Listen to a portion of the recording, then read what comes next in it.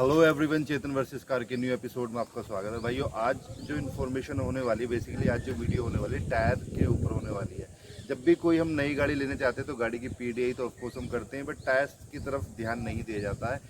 Company अक्सर क्या करती हैं, गाड़ियाँ तो बनाती है लेकिन टायर्स का स्टॉक करके रख लेती हैं। और फिर होता क्या, बेसिकली कई बार टायर्स पुराने भी होते हैं, तो टायर्स की मैन्युफैक्चरिंग भी होती है और टायर की लाइफ भी होती है, जिसको हम कभी चेक नहीं करते, जो कि बहुत ज़रूरी होता है। या फिर आप अगर चलो नई गाड़ी नहीं ले रहे हो सकता है आपकी गाड़ी के टायर्स आपको अपग्रेड कराने हो, चेंजेस कराने हो, तो उस सब के बारे में वीडियो बेसिकली आज होने वाली है। क्योंकि टायर एक बहुत बड़ा रोल प्ले करते हैं जब भी कोई हम गाड़ी, मतलब जब भी गाड़ी की हम चलाते हैं, उसके ब्रेकिंग सिस्टम में, स्टेबिलिटी में बहुत बड़ा रोल प्ले करते हैं। टायर्स मेन रोल होता है, जिसकी तरफ हम कभी ध्यान ही नहीं देते, जो कि बहुत ज़रूरी है। तो उसकी तरफ आज बात करने वाले हैं। मैं ग्रैंड आई10 यूज़ कर रहा हूँ, ऑलमोस्ट गाड़ी को 5 साल होने वाले हैं। जो गाड़ी के टायर्स थे मैंने चेंज करा दिए हैं, 2 टायर्स चेंज कराए हैं। बेसिकली वैसे थंब रूल तो ये कहता है कि कम से कम 4 टायर एक साथ चेंज कराओ। आई मीन 5वां आप एक स्टेपनी का छोड़ सकते हो, बट 4 टायर एक साथ चेंज कराने चाहिए।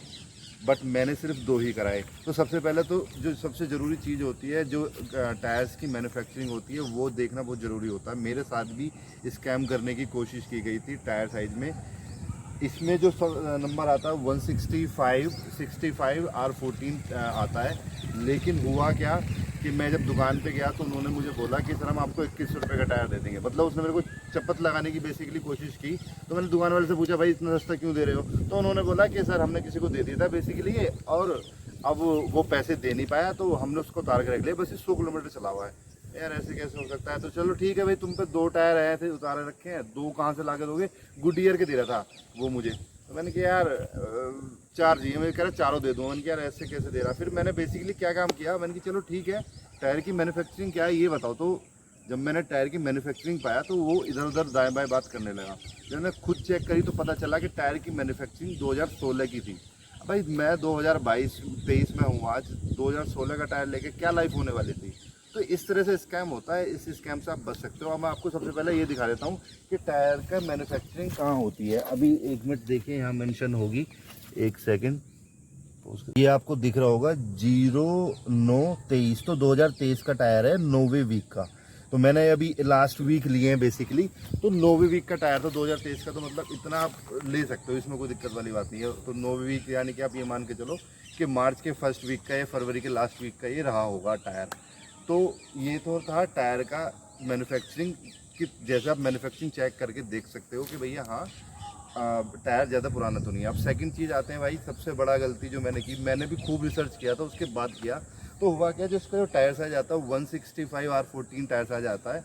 अब मैं शॉप के पास गया, उन्होंने बोला कि भैया आप एक काम करो, जो जो इसका ये साइज़ है ब्रिज स्टोन का आ रहा था 5,000 रुपये के आसपास का। उन्होंने बोला कि सर 165 70 R14, मतलब 5 वो बढ़ा रहे थे, 165 की जगह 165 70 R14 वो टायर साइज दे रहा था, और 1,000 रुपये का डिफरेंसेस आ रहे थे रेटों में। मैंने पूछा सस्ता क्यों भाई, ये सस्ते क्यों होते हैं? ये सर ऐसे ही है, बस कंपनी पॉलिसी होती है। ये टायर साइज, ये वाला टायर साइज सस्ता ही आता है। मेरा स्टेबिलिटी में कोई इशू, ब्रेकिंग सिस्टम में कोई इशू? तो बोला नहीं भाई कोई दिक्कत नहीं आती। तो मैंने 2 टायर सिर्फ डलवा लिए। उसका रीज़न भी था, एक तो मेरा थोड़ा बजट भी गड़बड़ हो रहा था, दूसरा मैंने सोचा कि 2 ही चेंज करा के देखते हैं, 2 नहीं, चारों एक साथ नहीं कराते हैं। अब हुआ क्या भाई, मैंने कराने के बाद गाड़ी में अब चेंजेस देखो क्या हुए। मैंने बहुत लोगों को सुना था भाई कोई फ़र्क नहीं पड़ता है, कोई फ़र्क नहीं पड़ता। भाई फ़र्क पड़ता है। ब्रेकिंग सिस्टम इस गाड़ी की बिल्कुल, मतलब मैं ये तो नहीं कहूँगा बिल्कुल बेकार हो गई है, बट हुआ क्या है कि जैसे ही टच करते ही ब्रेक जो एफर्ट दिखाते थे वो अब हल्के से प्रेस करने पड़ते हैं। जैसे मारुति में होता है कि हल्का सा पैर दबाओगे, पेडल पे लगाओगे तब वो लगेंगे। पहले ऐसा नहीं था। पहले क्या होता था, इशारे पे ब्रेक लगते थे, टच हुआ ब्रेक अप्लाई होने शुरू हो जाते थे। बट अब ऐसा नहीं है। एक तो सबसे बड़ा नेगेटिव इसका मेरे को यही लगा, मतलब यही है एक मेन नेगेटिव। पॉजिटिव क्या हुआ वो भी बता देता हूँ। पॉजिटिव ये हो गया, जो स्टीयरिंग है वो पहले से और भी ज़्यादा स्मूथ हो गया, मतलब उंगली पे चलता है। तो स्टीयरिंग की बात तो ये है। तो लेकिन भाई ब्रेकिंग सिस्टम मेरे हिसाब से मुझे लगता है कि जो टायर साइज कंपनी की तरफ से आता है वो ही रखना चाहिए, चेंजेस नहीं करने चाहिए। जैसे वेट में बढ़ा दो या फिर कैसे भी, अगर आप चाह रहे हो बढ़ाने का तो मुझे नहीं लगता वो करना चाहिए। आपको जो टायर साइज कंपनी की तरफ से मिल रहा है उसी को रखो। हाँ, आप ये चीज़ कर सकते हो कि जो जैसे टॉप आपका लेट सपोज बेस मॉडल है और कंपनी के जो टॉप मॉडल है उसमें जो एलॉय आ रहे हैं उनके साथ वो वाला मैच आप रख सकते हो, उसमें कोई दिक्कत वाली बात नहीं है, क्योंकि कंपनी पूरी कैलकुलेशन करके देती है। और दूसरा नुकसान क्या होता है ये भी बता देता हूँ।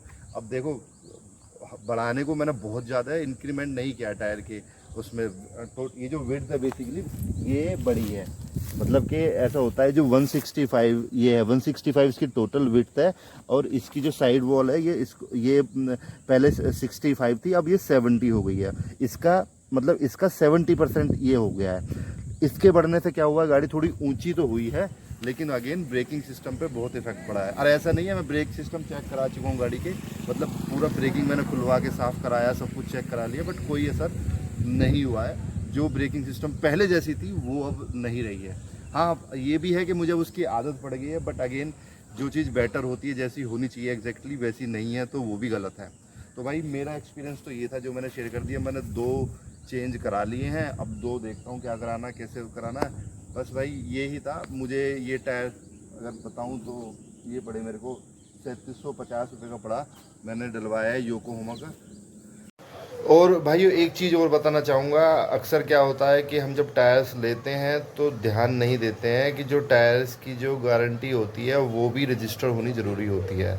मतलब आपको मेल पे या फ़ोन पे आपके पास मैसेज आएगा कि आपकी जो टायर की वारंटी है गारंटी है वो रजिस्टर होनी ज़रूरी है, उसका मैसेज ज़रूर चेक करना चाहिए। अगर आप वो नहीं कराओगे, कई बार क्या होता है कि जो शॉपकीपर होते हैं वो पैसे बचाने के चक्कर में अपने तुम्हारी जो गारंटी होगी उसको रजिस्टर्ड करेंगे ही नहीं। फिर उससे होगा क्या कि आप अगर लेट सपोज कहीं बाहर हो और टायर में कुछ इशू आ गए और चेंज कराना चाहते हो, तो फिर वो ऑनलाइन अगर गारंटी रजिस्टर्ड नहीं है तो फिर उसमें आपको नुकसान होगा, वो चेंज होंगे नहीं, वो उसी शॉप पे शायद वो करे ना करे, वो फिर एक अलग बात है कि आपकी उससे कुछ जानकारी है तो फिर वो कर दे, अदरवाइज़ तो इशू आपको आएंगे। तो अगर आप टायर ले रहे हो तो जो गारंटी है वो रजिस्टर्ड ज़रूर कराओ। आपके फ़ोन पे एसएमएस आता है, उससे पता चल जाता है कि गारंटी रजिस्टर्ड हुई है नहीं हुई है, तो वो बहुत ज़रूरी चीज़ होती है, उसमें वो पैसे बचा जाते हैं। अगर गारंटी रजिस्टर्ड करने के भी पैसे जाते हैं शॉपकीपर के, जो कि हमारी ही जेब से जाते हैं, उसमें इंक्लूड होते हैं वो, लेकिन कई बार क्या होता है कि वो रजिस्टर्ड नहीं करते हैं।